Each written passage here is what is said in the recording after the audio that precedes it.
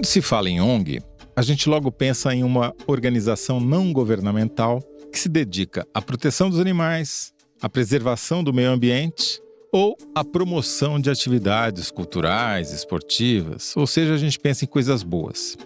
Basta ver no Google Trends. As buscas mais associadas ao termo ONG são cachorro, gato, Luciano Huck. O que a gente não espera é encontrar uma associação entre ONG e corrupção, entre ONG e desvio de dinheiro público, ou pior ainda, entre ONG e tentativa de intimidação de jornalistas. O repórter Rubem Berta não apenas encontrou essas associações indesejadas, como viveu algumas delas na própria pele. O Rubem é um repórter experiente em investigar a corrupção. Vários governantes e poderosos não têm boas lembranças do escrutínio jornalístico do Rubem. Governador impedido do Rio de Janeiro, Wilson Witzel, que o diga. E a lista continua crescendo. Nas últimas semanas, o Rubem Berta tem publicado no UOL uma série de reportagens que ficou conhecida como Farra das ONGs. Ele descobriu um esquema multimilionário de desvio de verbas de emendas parlamentares ao orçamento da União através de um cartel de ONGs. São centenas de milhões de reais que deveriam ajudar crianças e jovens, por exemplo, a praticar esportes, mas deixaram muito felizes as empresas contratadas por essas ONGs. No meio dessa investigação, seguindo o caminho do dinheiro, o Rubem Berta sofreu uma tentativa de intimidação que eu nunca tinha visto um repórter sofrer. É sobre essa investigação, sobre as ONGs e sobre a tentativa de intimidação que a gente vai conversar hoje. Bem-vindo ao UOL Prime, Rubem Berta. Obrigado, Toledo, pela oportunidade, saudações. Vamos contar um pouquinho sobre esses 6 meses de investigação aí para resultarem nessa série de reportagens que a gente está publicando no UOL.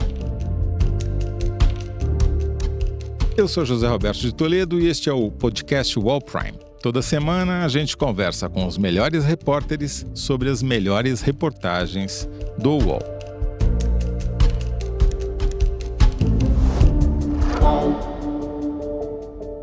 Rubem, você falou 6 meses de investigação, mas as suas investigações são até anteriores a isso, né? As investigações sobre empresas fantasmas e pessoas fantasmas no Rio de Janeiro. Mas vamos nos ater, por enquanto, ao cartel das ONGs. Como é que você começou essa investigação? Vamos seguir o fio da sua investigação para descobrir o fio do dinheiro. Esse tema específico, né, de ONGs, enfim, de organizações sociais, é algo com que eu já convivo, pelo menos aí desde a época da pandemia, né? Eu cobri muito essa questão na crise da saúde do Rio de Janeiro. Comecei a tomar contato, na verdade, com organizações sociais de saúde que funcionam de uma forma muito semelhante a essas ONGs que agora eu abordo nessas reportagens do UOL. O que é importante, né, a gente investigar quando estamos olhando para essas organizações? É procurar ir numa segunda camada, né? Existe uma primeira camada, que é a própria organização que recebe esses recursos. Mas, enfim, essas organizações elas não têm, por lei, né, fins lucrativos, elas não podem lucrar. Mas elas podem repassar recursos a empresas que não têm essa obrigação de não lucrar. E é aí exatamente nessa segunda camada que eu já vim investigando desde a época das organizações sociais de saúde, a que eu passo a me dedicar nessas organizações não governamentais voltadas basicamente para projetos de esporte, qualificação profissional e também até projetos para castração de animais. Isso é uma coisa que o político gosta muito de fazer também, né? É uma coisa que dá muito voto e que também há uns custos adicionais ali que acabam resultando aí, não se sabe exatamente no que, mas enfim, a questão do voto é importante também quando a gente fala desses projetos de castração de animais. Rubem, só para entender então o mecanismo, para quem não acompanha o orçamento público, então você tem lá o Orçamento Geral da União, que é o orçamento do governo federal, e cada vez mais deputados e senadores têm direito a uma fatia desse orçamento, que são as chamadas emendas parlamentares. Esse ano já foram mais de 35 bilhões de reais que já foram liberados para essas emendas. Aí os deputados ou senadores fazem essa emenda, o governo libera essa emenda e o dinheiro vai, às vezes, para uma ONG, como é o caso aí. E o que você estava explicando, se eu entendi bem, é que não basta parar a investigação para tentar descobrir, bom, chegou nessa ONG, acabou a investigação. Não, tem que saber para quem a ONG mandou o dinheiro. Aí é que a coisa aparece, é isso? O desvio está exatamente na segunda camada. Essa primeira camada, ali na teoria, ela não tem fins lucrativos. A segunda camada, que é o repasse para empresas, aí é que a gente começa a ver os problemas. Que tipo de repasse, né, que acontece para essas empresas? Vamos dizer, por exemplo, que existe um projeto de esportes, enfim, geralmente eles são projetos que oferecem aulas de ginástica numa praça, oferecem aulas de jiu-jitsu para crianças, futebol para crianças. E ok, né? A ONG ela contrata alguns professores, esses professores não recebem uma remuneração muito alta, mas por trás disso você começa, por exemplo, a comprar materiais. Então você compra bolas de futebol. Ok, se você tem um projeto de futebol, você compra bolas de futebol. Quantas bolas, Rubem? Dá um exemplo para a gente. Pois é, aí vamos dar um exemplo. Né? Aí você começa a verificar as compras com essas empresas e você vê que as coisas não batem. Por exemplo, um projeto que não tem aulas de futsal. Compra-se 1.250 bolas de futsal. Quantas? Desculpa, quantas? 1.250 bolas de futsal. Mesmo? Eu não consigo nem imaginar o que é um volume de 1.250 bolas de futsal. Um outro exemplo interessante também. Kimonos, uma quantidade também absurda de kimonos que se compra para um projeto que sequer tem aulas de jiu-jitsu, por exemplo, que seria a modalidade, né? Tudo isso nessa linha de material. Isso é a coisa mais evidente que eu pude encontrar nessa linha de material. Uma coisa que essas ONGs gostam muito de fazer também, que isso é interessante, que eu detectei, é fazer muito evento. O que é um evento de uma ONG? É uma coisa meio difícil, tá? De saber. Não dá muito bem para se saber, não. Quando eles descrevem lá o que exatamente é um evento, você tem que quebrar a cabeça para entender o que é. Muitas vezes não há descrição nenhuma do que é um evento. Mas paga-se muito por evento. Paga-se 1 milhão, 2 milhões. Isso para eventos relacionados a projetos de aulas de esporte, de qualificação profissional. Quando você olha, né, alguns desses eventos, você tem algumas dicas. Então, por exemplo, a ONG coloca ali no relatório fotos, né, de um pula-pula numa praça, de um escorrega para criança numa praça.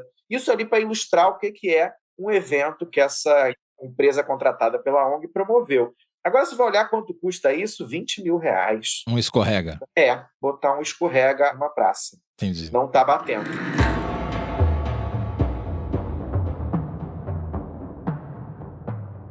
Agora, Rubem, você falou uma coisa que eu fiquei agora matutando, porque uma das grandes críticas a esse gasto feito através de emendas parlamentares é que a fiscalização é mais difícil. Né? Muitas vezes é uma transferência que não tem especificidade, você não sabe quem foi o fornecedor. Como é que você descobriu? Conta pra gente esse fio da investigação. Você bateu na ONG. Da ONG para chegar na camada seguinte, nessa segunda camada, onde estão essas barbaridades, que documentos públicos você teve que levantar e como se levantou para chegar nesse detalhe? Porque é no detalhe que mora o perigo, né? Sim, importante. Nesse caso, assim, a gente tem hoje em dia, né, cada vez menos transparência quando a gente está falando de emendas, né? A gente tem o caso que vem sendo abordado muito recentemente das emendas PIX, né? Você sequer sabe onde é que aquele dinheiro vai ser aplicado, então cada vez menos se tem transparência, né, nesse tipo de recurso. Mas, assim, especificamente nessas emendas voltadas para ONGs, eu ainda consegui, através de um sistema chamado Transfere Gov do governo federal, chegar a essa segunda camada. Então, o que tem ali, né?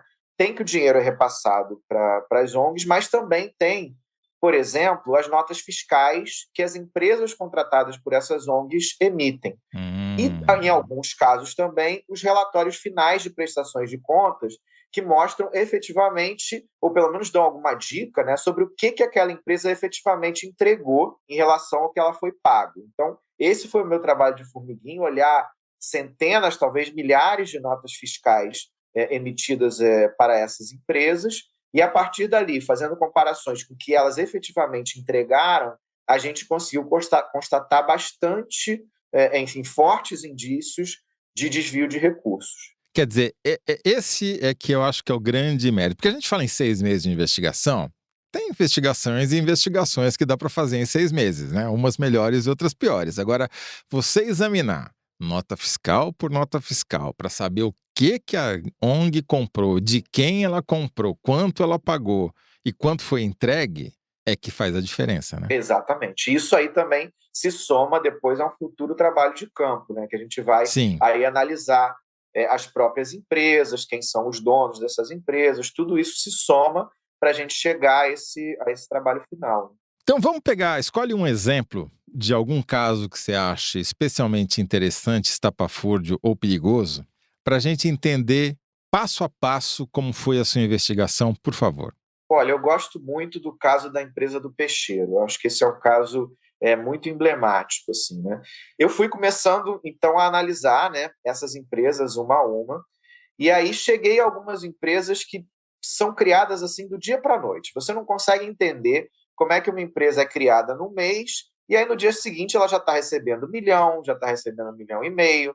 Aquilo é uma coisa que já não estava batendo. Isso Sim. acontece de uma forma muito recorrente com essas ONGs. Quando eu fui vendo, geralmente essas empresas são criadas num mês e no mês seguinte, dali a 2, 3 meses, elas já estão recebendo um volume muito grande de recursos. Não tem histórico nenhuma, experiência nenhuma, mas já fatura milhões. Nenhuma, exatamente. Os donos, a gente não consegue achar nenhuma referência muito direta dele, né, naquele mercado do produto que ele está fornecendo, enfim. E aí eu fui fazendo esse trabalho de formiguinha em relação a cada uma dessas empresas que eu fui olhando. O que eu gosto, né? Esse caso do Peixeiro é um caso muito emblemático. Uma dessas, na verdade, duas dessas empresas, elas têm a mesma sigla, né, JPB, que é relativa ao nome do dono dessas empresas. Eu fui ver que fui começar a pesquisar, não estava encontrando nada dessa pessoa, nenhum processo judicial, nada, nada, nada. Quando eu cheguei a um diário oficial daqui do Rio de Janeiro, que fez uma breve referência que essa pessoa teve a sua barraca na Feira Livre, numa Feira Livre rejeitada, sua autorização de pedido de barraca numa Feira Livre rejeitada. Feira Livre, era um feirante. Uma Feira Livre, tem um feirante, exatamente. Eu falei, olha, esse cara, ele não é um empresário, enfim, mega bem-sucedido nesse ramo aí que ele Que era uma empresa do quê, essa JPB, essas duas? Então, ela fornece de um tudo, Toledo, assim, de eventos a monitoramento, a treinamento, serviços geralmente muito genéricos, tá? Que a gente, de difícil aferição, né? De a gente saber se eles realmente entregaram ou não, mas é aquilo, se oferece de um tudo, assim, uma empresa que faz o que você pedir, a empresa faz. O que também já é alguma coisa para se, né, suspeitar, porque a empresa que faz tudo não faz nada, né? Exatamente, já também não é algo muito, né, digamos assim, confiável. E aí eu fui começar a pesquisar um pouquinho mais, começar a ir atrás, descobrir o endereço, né, desse peixeiro. Numa primeira vez, aí, como a gente está falando de um intervalo de tempo longo de investigação, se não me engano era março, a empresa, na verdade, ela foi registrada, inclusive, na casa dele, tá? Então, era mais uma evidência ali. Uma empresa, a gente está falando, não falei anteriormente, a gente está falando de uma empresa que recebeu 5 milhões de reais num período aí de pouco mais de 6 meses. E ela fornecia para uma ONG? Fornecia para, na verdade, mais de uma ONG, tá? Porque a gente está falando mais de uma ONG. De uma rede de ONGs, e é isso que tem em comum também, né? Essa rede de ONGs acaba contratando sempre as mesmas empresas, por isso que elas acabam se interligando, na verdade, é isso que eu consigo. Quer dizer, só voltando um pouquinho atrás, você, analisando as notas fiscais, descobriu que tinha uma empresa de um feirante, um vendedor de peixe na feira, registrada na casa dele, ele, sem nenhuma referência, uma empresa criada recentemente, que fornecia várias coisas diferentes para diferentes ONGs, é isso? Exatamente. Tinha recebido ao todo 5 milhões de reais aí num período bastante curto, desde que ela foi criada. Além disso, né, enfim, participando de várias pesquisas de preço, né, dessas ONGs, como eu falei, acaba tendo meio que um cartel de empresas, né, que envolve essas ONGs. Aí resolvi um pouco além, né? Eu falei, olha, eu vou tentar então ir à casa desse peixeiro, ver se eu consigo encontrá-lo. Enfim, fiz uma primeira tentativa em março, fiz uma espécie de um plantão ali na frente da casa dele, na zona norte aqui do Rio. Num primeiro momento não o encontrei, mas enfim, os vizinhos falaram, o João mora aqui, sim, a casa dele é aqui. Insisti, fiquei à tarde, saí um pouquinho. Quando voltei, vi que o carro estava na garagem, falei, olha, ele deve estar em casa. Perguntei para um vizinho, ele falou, não, ele chegou.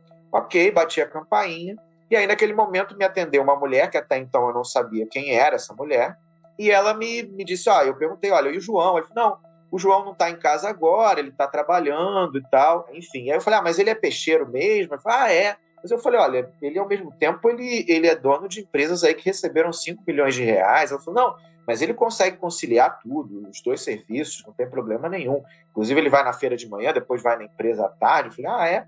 Enfim, e ela não quis me dar muita conversa. A história parou ali. Como era a casa? É uma casa simples, assim, perto de uma comunidade lá na Zona Norte, nada demais. Enfim. É uma casa relativamente simples. Mas, enfim, aí cheguei com esse primeiro retorno, né, dessa mulher que eu não sabia exatamente até aquele momento quem era, e continuei a minha investigação. Pouco tempo depois, eu consegui, com uma fonte um pouquinho mais de informação a respeito dele, e aí verifiquei que tinha uma página no Instagram da peixaria da família dele. E aí consegui ali, nessa página do Instagram, a listagem de feiras livres em que esse peixeiro trabalha. Então, ele de segunda-feira estava num lugar, terça-feira estava em outro. E aí eu consegui, efetivamente, numa dessas investidas, isso já no mês de abril, encontrar esse peixeiro pessoalmente. João Paulo, tudo bem? Tô tentando falar contigo há um tempo já, cara. Sou jornalista do UOL. Cara, hoje não dá pra conversar contigo não, cara.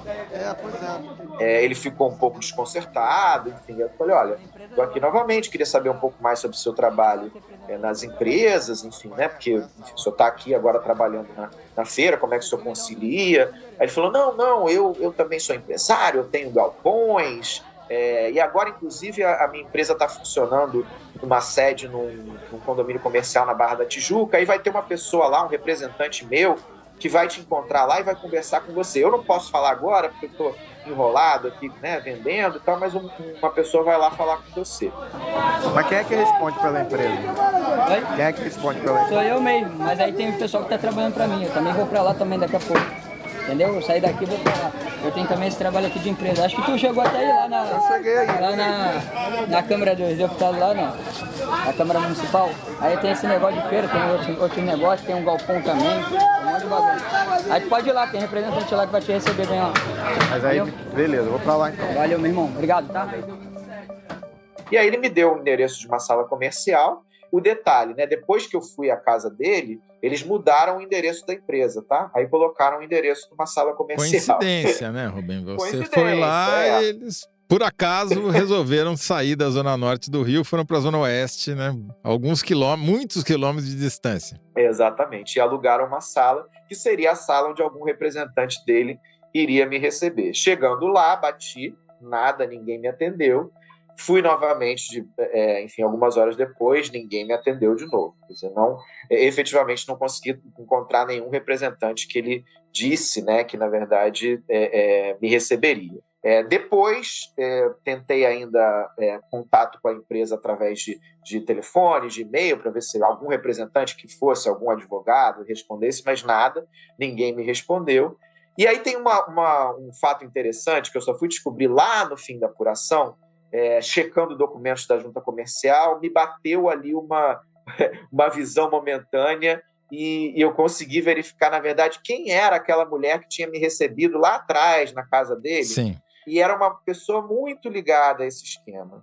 Essa pessoa é uma pessoa chamada Ingrid de Souza, que ela é dona também de uma das empresas que mais receberam dinheiro dessas ONGs. Ela recebeu cerca de 12 bilhões de reais. Quer dizer, você estava atrás do cara que tinha recebido 5 e sem saber você estava falando do cara que tinha recebido 12. Exatamente. E a que tinha recebido 12, também por uma coincidência do destino, ela é enteada do presidente de uma das ONGs. Olha que coincidência. Opa! Quer dizer, peraí. Então, uma das ONGs que deu essa dinheirama toda para essas empresas do JPB e dessa Ingrid é parente dela. Exatamente. A enteada dele foi contratada, além da enteada ser contratada, o peixeiro que mora na mesma casa, enfim, não dá para dizer que eles são casados, mas tudo indica que pelo menos, né, enfim, tem um relacionamento.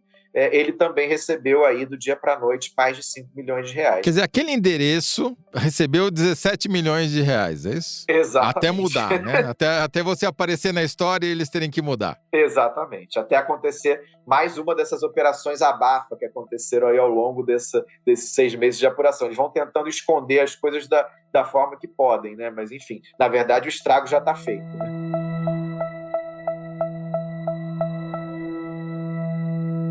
Antes de eu fazer a próxima pergunta, só um recado.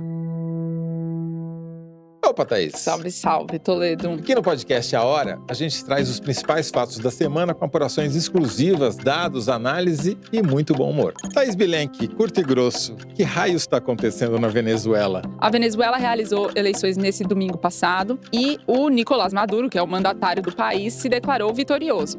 A oposição contestou, a comunidade internacional deu um passo atrás e falou, bom, se não tiver atas de votação, não tem como dizer se o resultado procede ou não. Já o ex-presidente viu a polícia chegar cada vez mais perto da sua porta. Depois de Bolsonaro ter sido indiciado por falsificar certificados de vacinação, policiais federais prenderam essa semana assessores suspeitos de fazerem parte do gabinete do ódio durante o governo bolsonarista. Mas essa história é mais complexa do que parece. A hora e a vez da bênção do prefeito. A hora e a vez é de Kamala Harris. A hora e a vez de Vacef na terra do Mickey. A hora e a vez dos 40 gramas. Fake, fake, fake. Só não são as news. Toda sexta-feira cedinho estamos nos principais tocadores de áudio e à tarde estamos também em vídeo no YouTube e na home do UOL.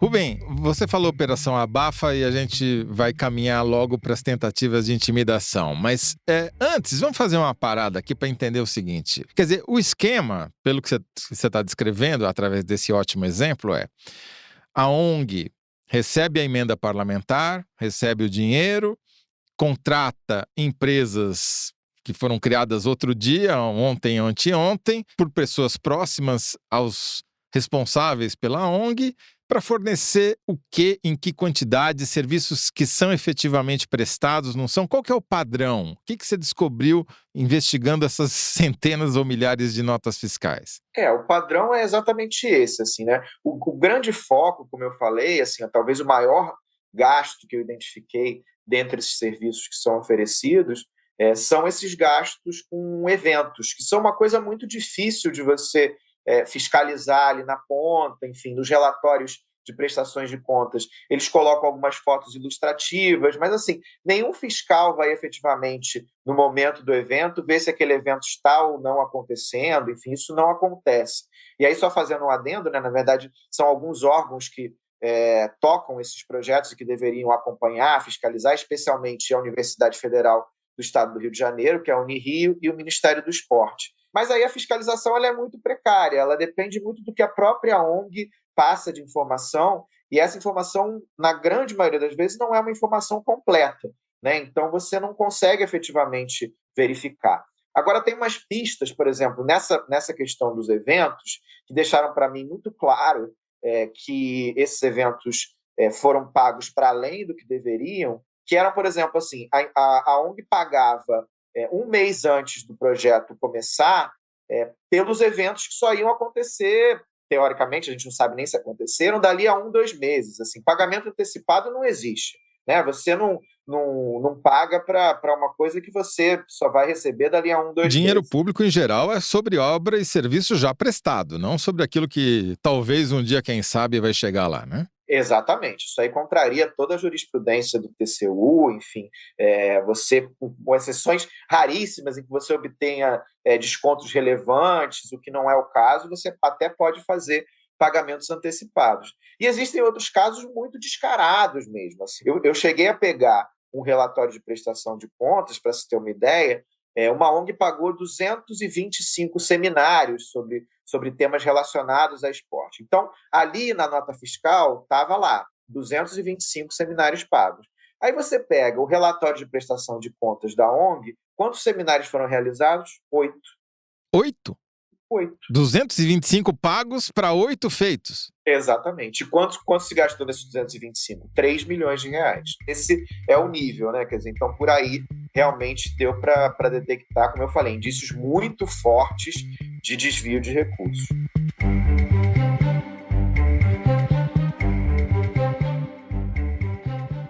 Agora, Rubem, você já falou de uma casa onde moravam Ferrante e a sua companheira, que faturou 12 milhões. Outro que fez 8 seminários levou 3 milhões. No total, essa brincadeira a gente está falando de quanto? Pois é só entre 2021 e 2023, né, que foi o período a que eu me dediquei, chegamos a quase R$500 bilhão, 455 milhões de reais. Meio assim, bilhão com B? Meio bi, exatamente, Uau. meio bi. E assim, eu me dediquei a esse período, né, para a gente ter um universo de trabalho. Agora, se eu voltasse um pouco mais, esse valor passaria com certeza da casa do R$1 bilhão. Como diria o outro, daria bilhão. Daria bilhão, com certeza daria bilhão. E você circunscreveu a uma área, algum órgão? Como é que você como é que você delimitou o seu escopo de investigação? Então, delimitei com emendas parlamentares, né? Aí falando Todas. de dinheiro federal, exatamente.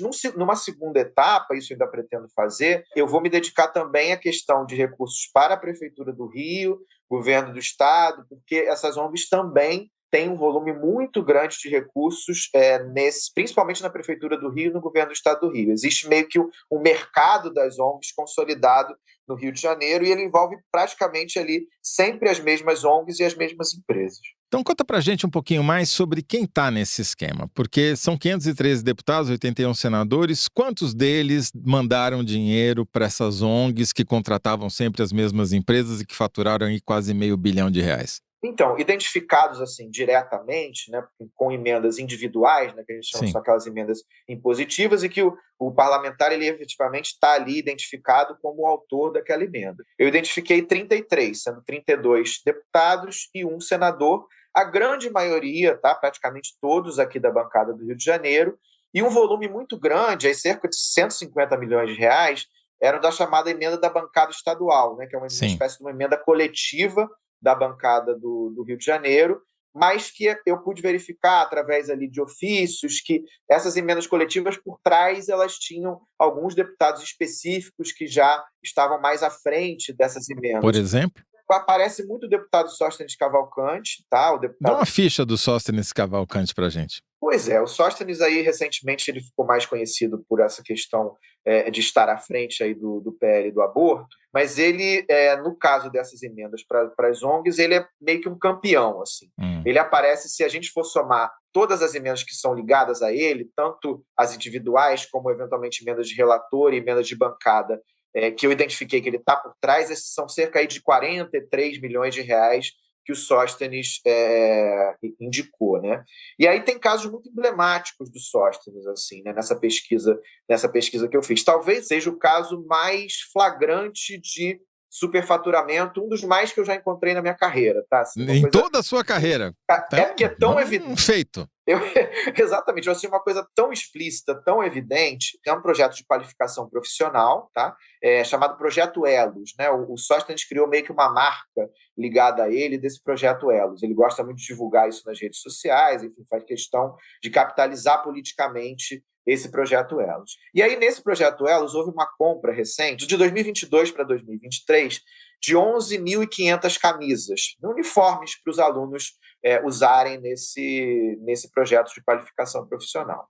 E aí, no caso do Sóstenes, cada camisa branca, né, uma camisa branca com o logotipo do projeto. Essa era a descrição que tinha lá na compra. Cada uma dessas 11.500 camisas custou R$ 59,90, algo, se me perdoe se não tiver certo centavo, mas algo em torno disso, tá? Que já é um preço um pouco alto para uma camisa branca simples, tá? A gente já fica meio... E comprada em grande quantidade, né? Exatamente, 11.500 camisas. Tudo bem. Aí eu fui olhar. Uma outra emenda de um outro deputado, a mesma ONG, a mesma empresa, 3 meses antes, tinha comprado com a mesma empresa só 600 camisas. A descrição era exatamente igual. Camisa branca, logotipo do projeto, só que 600. Só que em vez de pagar 59, eles tinham pagado 29. R$30 a menos da metade. R$30 a menos numa distância de 3 meses. Haja inflação, né? Eu acho que assim, realmente não vai. A culpa é do Haddad, provavelmente. Pois é. Enfim. E é vinculado a qual ministério esse projeto? Esse projeto, na verdade, na ponta é o Ministério da Educação, mas ali no meio do caminho, né, o parlamentar destina a emenda, como eu tinha falado anteriormente, para a Unirio, né, a Universidade Federal do Estado do Rio de Janeiro, que se tornou uma espécie de foco dessas emendas. Assim. Eu estava vendo, inclusive, são dados até que não estão nas reportagens, mas eu estava vendo... Furo aqui para gente. Pois é, isso futuramente deve entrar em alguma. Mas eu estava vendo um relatório do TCU, e eles já estão um pouco de olho, né, nessas ONGs também, talvez não num trabalho tão profundo quanto eu já fiz, mas já houve alguma coisa também de investigação nesse sentido. E aí eles apontavam que, assim, praticamente metade de tudo que se destinou de emenda parlamentar para a ONG no país, a Unirio é que repassou. Né? Então, eles acharam isso especialmente curioso, né? Você ter uma universidade que está repassando tanto dinheiro a ONGs. Eles fizeram, inclusive, uma comparação ao FRJ, por exemplo, né, que é uma universidade muito conhecida aqui do Rio de Janeiro, ela repassou 0 para ONGs. Então, a Unirio meio que se tornou um foco mesmo para esses parlamentares que querem fazer os seus projetos usando, de certa forma, a imagem da universidade, porque é uma universidade pública conceituada, então, na teoria, você não vai achar que aquilo ali vai ter algum tipo de desvio, né? Mas, no fundo, esse dinheiro acaba caindo na mão de ONGs e que, em geral, na prática, a gente não vê a eficiência, a necessidade disso para que o projeto efetivamente funcione. Né?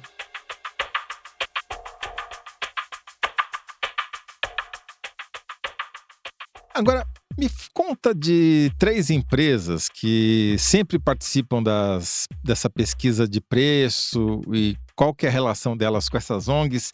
Como é que é a história? Você fez um levantamento de 700 subcontratações. O que é isso? Então, o que eu fui verificar, né, enfim, como eu te falei inicialmente, a gente tem que ir nessa segunda camada, que são as contratações feitas pelas ONGs dessas empresas. Uhum. E aí, assim, para eu chegar detectar que efetivamente havia uma espécie de um cartel, que essas empresas se repetiam, eu tive que fazer uma pesquisa num volume muito grande, né? Então foram 700 levantamentos. Essas contratações elas ocorrem geralmente sempre com o mesmo padrão. É uma pesquisa de preço que eles realizam sempre com 3 empresas, e essas empresas, o que eu fui verificando é que elas oferecem preços muito parecidos para serviços que praticamente não têm a descrição do que são. Então, por exemplo, um evento. Empresas para fazerem eventos. E aí, a empresa A deu o valor de R$ 21.954 por cada evento. A empresa B, R$ 21.955. A empresa C, R$ 21.956. Coincidência isso? R$1 de diferença em 21.555. Sensacional. Pois é, exatamente. Entendeu? Assim, é mais uma constatação de que aquilo ali é uma farsa, né? Uhum. Assim, aquilo ali está sendo feito só combinado. Para combinar, exatamente, para você fingir que você está tendo algum tipo de concorrência para o menor preço. E aí você tem casos curiosos, assim. Você tem, por exemplo, uma figura que é de uma empresa chamada Produmix, recebeu também aí milhões de reais, enfim, mais de 12 milhões de reais nesse período. Ele é chamado no meio ali de Zezinho Jacarepaguá, né? José Luiz Correia é o nome dele. E aí, além de a empresa dele receber esse volume muito grande de dinheiro, de repente, também, assim, do dia para a noite, a esposa dele, uma técnica de enfermagem que trabalha no Hospital Federal, abre uma empresa e também passa a ganhar aí 2, 3 milhões de reais do dia para a noite. Inclusive concorrendo com o próprio Zezinho Jacarepaguá nas pesquisas de preço. Peraí, a mulher competia com ele? Competia com ele. Mas não para por aí, não. E eles estão juntos? Tem mais coisa. Não separaram? Estão juntos. Estão juntos. Tem fotinho deles lá na piscina, felizes, casamento tá firme e forte. Mas não é só isso, não. Tem mais coisa. A empresa desse Zezinho Jacarepaguá, a Produmix, ele tem um sócio nessa empresa. E esse sócio também tem uma esposa. Essa esposa desse sócio também me abre uma empresa que do dia para a noite ganha 2, 3 milhões de reais para fazer esses serviços genéricos. Essa empresa do sócio dele também participa de concorrências com o Zezinho Jacarepaguá e com a esposa dele. Então, olha aí, olha a conjunção de casais. Quer dizer, 2 sócios com 2 esposas, todo mundo tem empresa e concorrem entre si nesses valores de R$1 de diferença entre eles nas propostas. É isso aí que nós temos. Sensacional. Olha, o padrão é esse. Não, sensacional. Agora, o que eu não estou entendendo é o seguinte, o que o parlamentar ganha mandando dinheiro para Unirio, que vai contratar a ONG, que vai subcontratar a empresa do Zezinho de Jacarepaguá? Pois Pois é. Isso aí a gente não pode falar num primeiro momento, né? Traçar umas conclusões mais efetivas de que existe aí um retorno financeiro para o parlamentar, enfim, é muito cedo. Pode ser voto, pode ser apoio político, sensibilização do eleitorado. Vamos então na parte mais leve. Então, realmente existe um ganho, digamos, político, porque esse projeto na ponta, ele existe, tá? Você chegar numa pracinha, por exemplo, você vai ver ali os idosos fazendo a sua ginástica, e aí o parlamentar, ele próprio, ou, por exemplo, a gente está agora em período pré-eleitoral, né, de eleições municipais, então um amigo dele que é pré-candidato a vereador, ele diz, olha, pode dizer aí que você é o padrinho do projeto que está levando ali o esporte na praça para a comunidade e tal. Então, existe um ganho eleitoral nisso. Isso é bom para ele, né? Esse projeto, como eu falei, ele existe ainda que ele custe muito mais do que ele deveria. Então, ele tem uma captação política, né? O que é mais visível, mais evidente. Enfim, a gente teve... eu mostrei, inclusive, numa das reportagens, um caso bem evidente disso, né? Existe um ex-deputado aqui do Rio de Janeiro chamado Jones Moura, ele era suplente, então ele não é mais deputado, ele vai ser novamente candidato a vereador, e tem um amigo vereador, pré-candidato a vereador, que está exatamente utilizando esses núcleos de esporte do projeto dele para ganho político, né? Então, essa é a face mais evidente. A segunda face, né? O que a gente não pode dizer no primeiro momento, mas já existem suspeitas da Polícia Federal que apontam nesse sentido, num caso específico, tá? E aí eu vou citar um caso específico, inclusive vai ser tema de uma das reportagens que a gente está preparando na série, que é o do deputado Chiquinho Brazão, né? Muito conhecido aí agora, tá preso. Um dos réus pelo caso Marielle, está preso. E o deputado Chiquinho Brazão, nas investigações da Polícia Federal a respeito do caso Marielle, eles começaram a desconfiar das emendas do deputado Chiquinho Brazão. Então, especificamente nesse período que eu estou analisando, foram 5 milhões de reais em emendas do deputado Brazão. E a Polícia Federal já começou a apontar suspeitas de que havia ali conversas dele com pessoas ligadas a essas ONGs, e também o próprio Zezinho Jacarepaguá, por exemplo, aparece numa conversa. O Zezinho Jacarepaguá bate no Chiquinho Brazão? Ele aparece ali numa conversa junto com o Chiquinho Brazão. Então, você vê que ali a Polícia Federal já começou a desconfiar dessa relação íntima. Aliás, Jacarepaguá é uma área de atuação da família Brazão, né? Exatamente. Então, já houve uma desconfiança e a Polícia Federal pediu ao STF para que seja aberto um inquérito especificamente para apurar supostos benefícios financeiros do deputado Chiquinho Brazão em relação a essas emendas, né? Ou seja, você bateu em gente perigosa aí, né, Rubem? Porque você bateu em mandante de assassinato, não é pouca coisa, né? Bastante. O que aconteceu quando essas pessoas, vamos chamá-las de... Como a gente vai usar essa palavra? Laranja.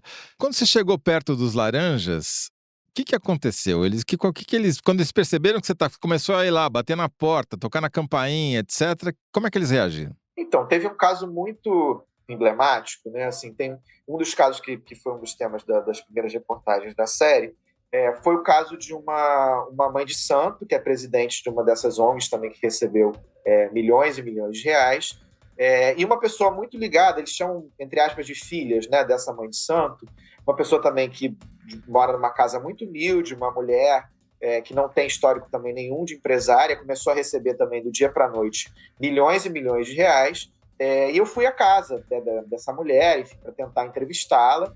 Cheguei lá, ela ficou muito transtornada com a minha presença, enfim, falou que não poderia falar comigo naquele momento, minha tia tinha acabado de falecer, enfim, e aí realmente praticamente não me deu informação nenhuma. Essa casa na cidade de São João de Meriti, aqui na região metropolitana do Rio de Janeiro, era num lugar até um pouco complicado, assim, né? Havia um clima meio esquisito, mas eu enfim, achei que era seguro chegar... Lugar complicado, clima meio esquisito, significa alguém com fuzil nas imediações, é isso? Eu não cheguei a ver exatamente, mas assim, depois me contaram que aquela região efetivamente não é das mais seguras para se andar, né? Enfim, aí isso eu fui saber depois. Enfim, eu fiz essa abordagem a ela me disse muito pouco, quase nada. E aí, enfim, posteriormente voltei, continuei a tocar a apuração da reportagem, e aí recebi, acho que uma semana depois, uma mensagem de uma pessoa que não se quis se identificar no meu WhatsApp, eu, enfim, consegui o meu WhatsApp, e aí ela falou, olha, toma cuidado, enfim, você tá indo à casa dessas pessoas, e aí ela me enviou uma foto minha, tinha sido exatamente tirada. Eu não percebi, mas tinha sido tirada por alguma pessoa quando eu saí da casa dessa dona de empresa. E essa minha foto começou a circular em grupos de WhatsApp, enfim, dessa ONG especificamente. Grupo de WhatsApp, que vai o quê? Fala, toma cuidado com esse sujeito aqui da foto? Isso, enfim, é o mínimo, né? Assim, o máximo não dá pra gente, ou não dá pra gente afirmar, mas enfim, é coisa mais séria que eu espero que não seja, mas enfim, no mínimo a gente pode dizer que a imagem foi divulgada aí para que ninguém falasse comigo, né? Para que na melhor das hipóteses foi isso. Na melhor das hipóteses foi isso. Mas já foi um pouco perturbador, Faço né? ideia. Você vê a sua foto tirada ali na encolha e está circulando ali entre pessoas que, enfim. E parou nisso? Então, esse caso especificamente, sim, né? Mas aí eu tive uma outra coincidência, né? Muito desagradável que aconteceu agora na reta final dessa apuração, dessa série de reportagens, né? Nesse momento, a gente não pode afirmar que é nada além de uma coincidência, mas também foi muito, especialmente perturbador e algo que eu nunca tinha vivenciado e nunca esperava vivenciar na minha carreira. Assim, o que aconteceu? Assim, eu já estou, entre aspas, acostumado, né? Você, quando faz essas denúncias pesadas aqui no Rio de Janeiro, volta e meia te diz, olha, você, né, toma cuidado na hora de andar na rua, né? Enfim, essas ameaças diretas ou indiretas, eu, entre aspas, estou até acostumado. Mas, enfim, tô seguindo a minha rotina de vida, estava indo para academia num dia e parei para comprar uma água de coco, fui pagar água de coco com Pix, e aí fui olhar o meu extrato do banco, assim, né? Naquela hora decidi olhar. E aí vi que tinha um depósito de R$1.000 na minha conta. Um depósito que você não estava esperando. Depósito que eu não estava esperando, né? Não estava entendendo muito bem o que era aquilo, aí comecei a rolar, falei que não foi um só, foram 2 depósitos de R$1.000 e não estava identificado ali o que era aquilo, enfim. E aí eu fiquei um pouco sem entender, não estava entendendo o que estava acontecendo, já parei, já fui, quase que imediatamente fui ao banco, e aí eles puxaram lá um extrato mais detalhado. Enfim, no fim das contas, descobri que, na verdade, tinham sido feitos 5 depósitos na minha conta em espécie por pessoas não identificadas, sempre no mesmo valor de R$1.000. E dá para fazer isso? Dá para fazer depósito não identificado se for em dinheiro? Pois é, eu passei a descobrir que dá depois da minha experiência pessoal. Então, e ainda olhando as agências em 5 agências diferentes. Olha isso também, para completar o quadro, né? Não foram nem em agências iguais. Quer dizer, foi, sei lá, um depósito, alguém poderia ter se enganado, né? Colocado um dado errado. Agora, essa sequência de depósitos, da forma que foi feito, isso foi num período aí de 3 dias até eu conseguir identificar, né, que isso tinha sido feito, é algo que realmente eu nunca tinha passado e já me soou como uma coisa, obviamente, negativa, assim. Bom, enquanto a gente estava conversando, a gente está conversando à distância, o Rubem e eu, através do Zoom, e ele estava justamente descrevendo os suspeitíssimos depósitos na conta deles, 5 depósitos de R$1.000 por pessoas não identificadas, um atrás do outro, coisa que nunca aconteceu na sua vida nem na minha. Travou o Rubem. Aí a gente ficou aqui se perguntando o que tinha acontecido, mas felizmente foi apenas a internet que falhou. O Rubem, você estava então terminando de explicar que eram 5 depósitos, todos no mesmo valor, no período de 3 dias, por pessoas não identificadas.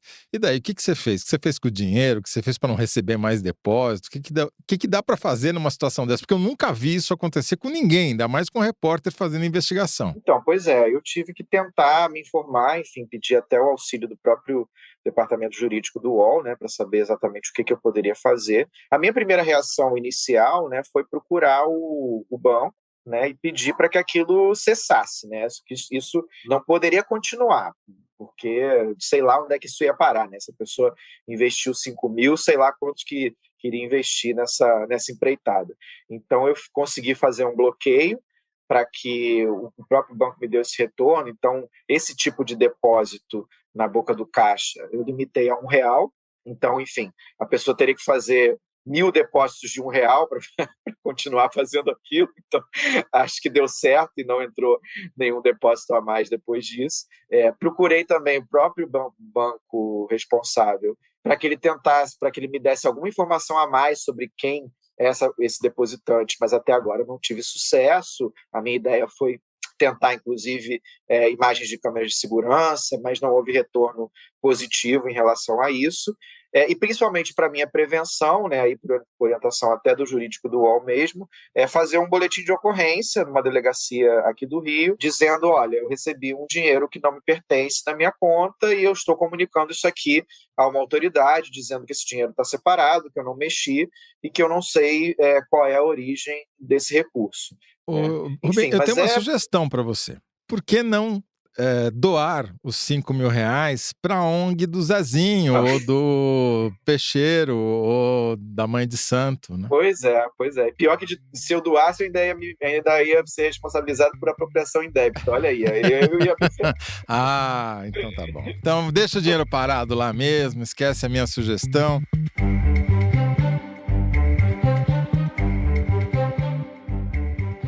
Rubem, primeiro minha solidariedade com você, porque em geral receber dinheiro quando a gente não está esperando é uma boa notícia. Nesse caso, obviamente, não é, né? Mas como é que essa coisa evolui do ponto de vista da investigação? Você continua investigando, você continua tentando descobrir mais sobre isso. Tem outros políticos que você identificou que doaram dinheiro para essas mesmas ONGs que acabaram subcontratando essas outras empresas. O Ministério Público se pronunciou. Faz um resumo do final dessa história, final provisório, obviamente. Com políticos a gente tem ali de todas as correntes, enfim, partidárias, né? Você tem desde, como eu falei anteriormente, Sóstenes de Cavalcante, né, do PL, ali, bolsonarista. Você tem o Pedro Paulo, aliado, um dos principais aliados do prefeito Eduardo Paes, e você tem até nomes da esquerda, né? Você tem Benedita da Silva, deputada, o atual presidente da Embratur, Marcelo Freixo, também depositaram aí a sua confiança aí das suas emendas nessas ONGs. Então tem uma gama muito grande aí de políticos, como eu falei, praticamente todos do estado do Rio de Janeiro. Daqui para frente, né? Os políticos, na verdade, são essa última camada. Como eu te falei, no caso do Chiquinho Brazão, por exemplo, já existe uma suspeita mais concreta da Polícia Federal e é possível, né, que já haja uma investigação mais voltada efetivamente para o parlamentar. Mas o parlamentar acaba sendo a última camada dessa história. Então, o primeiro passo foi importante, né? Houve uma representação por parte do MP junto ao TCU para que houvesse uma investigação... Ministério Público, TCU, Tribunal de Contas da União. Isso, exatamente, para que já houvesse uma investigação baseada nessas primeiras reportagens que a gente publicou. Então a gente está aguardando aí retorno do TCU em relação a isso. O TCU, eu acredito que realmente seja um órgão importante, né, de entrar nessa investigação. Ele já tem algumas coisas de investigação em cima de algumas dessas ONGs, mas ainda de uma forma muito incipiente. Talvez um trabalho mais amplo fosse interessante.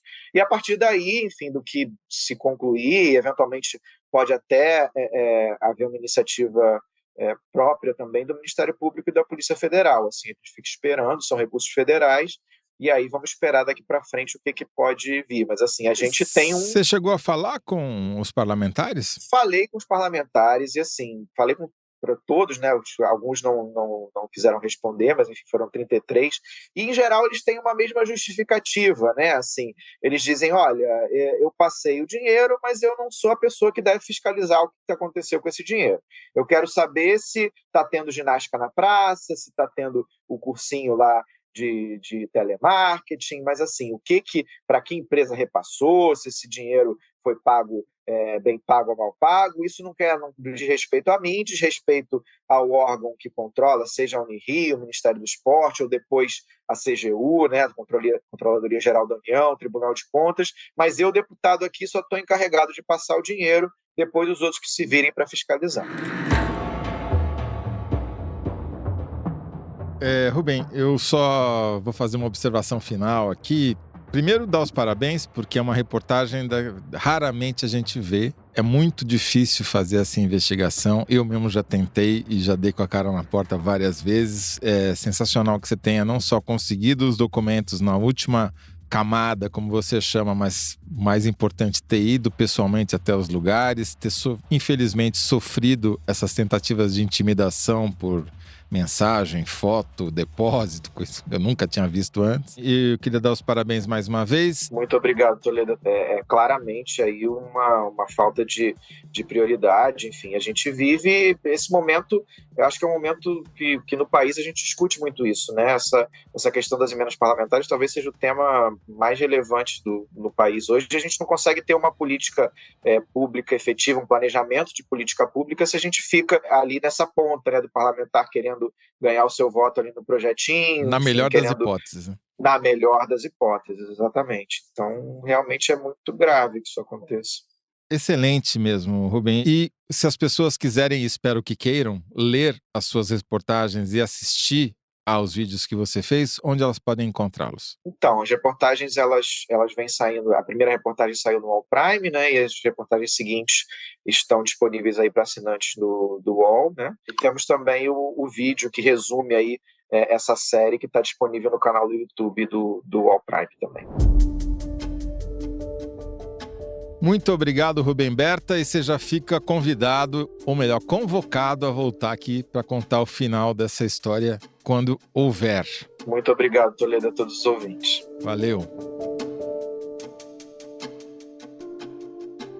Eu sou José Roberto Toledo e faço a apresentação do podcast UOL Prime. Muito obrigado a você que nos acompanhou até agora.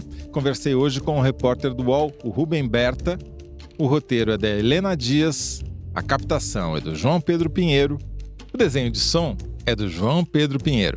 Trilha sonora incidental, Epidemic Sound. Trilha sonora original composta por João Pedro Pinheiro. Coordenação, Lígia Carriel e Caroline Monteiro.